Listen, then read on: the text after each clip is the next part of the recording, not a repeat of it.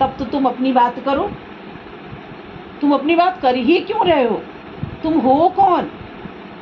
जब सर्वत्र भगवान है, सर्वत्र राधा रानी हमारी है, तो जो सामने वाला बोला मेरी निगाह ऐसी होनी चाहिए, सामने वाले की निगाह से हमें नहीं लेना देना है। हमें अपनी निगाह अच्छी रखनी है, अपनी सोच अच्छी रखनी है, अपना भाव अच्छा रखना, अपना प्रेम प्यार हमें अच्छा रखना है। सामने वाला कुछ दे, हमें उससे क्या लेना देना। भाई एक बात है, नीचे तुम्हारा क्या बोलते हैं, मिट्टी पड़ी है, तुम्हारी टॉफ़ी पड़ी है, मतलब उठाना चाहोगे तो मिट्टी तो नहीं उठाओगे, टॉफ़ी तो उठाओगे ना।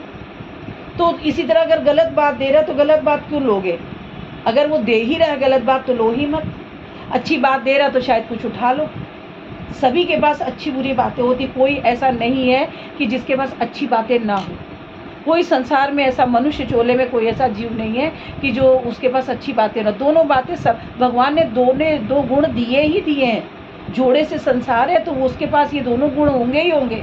किसी में अच्छाई ज़्यादा होगी, बुराई कम होगी, किसी में बुराई ज़्यादा होगी, अच्छाई कम होगी, किसी में बुराई होगी, किसी में अच्छाई होगी। तो ये चीज़ हमको चेक करना है। और सामने वाला हमें क्या कह रहा, रिश्ते बने ही इसीलिए हैं, परिवार में रिश्ते बने ही हैं तो कर्मों को काटने के लिए ना।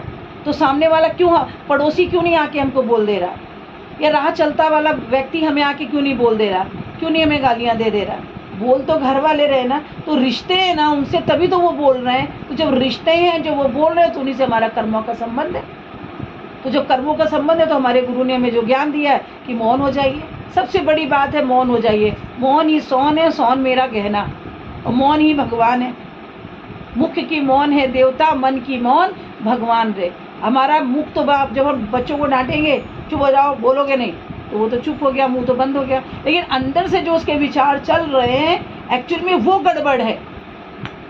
मुख से चाहे ना बंद हो, लेकिन मन से बंद हो जाए, वही कर्मों को बनाता है, वही कर्मा हमारा बनता चला जाता है। इसलिए प्लीज़ इन सब बातों से हमको बहुत दूर रहना है और परेशान नहीं होना है। जितना हम अपने आप को या सामने वाली की बात को पॉजिटिव में रखें, उतने हम सुखी रहेंगे। मान लो तुमने कुछ अपशब्द बोला, तुमने बोला, अब उसको हमने ले लिया, तो लेके मेरे दिमाग में बात चल रही है, जब चल रही तो उससे दुखी हम हो रहे कि नहीं? तुम्हारा तो मकसद था कि हमको तीर मारना, हमको तो लग गई, तुम तो चले गए। तो हम अपने आप को बचा लें, हमें तीर क्यों लगे? तो तुम्हारा तीर मारा हुआ खाली गया कि नहीं गया? क्योंकि हम अपने आप को बचा लिए। तो ये उचित है कि नहीं, तीर लग जाए तो ये उचित है, नहीं लगे तो बस यही तो बात है, और है क्या? ये सामने वाला अगर हमें कुछ बोल रहा, हमें लेना ही नहीं है, खत्म बात।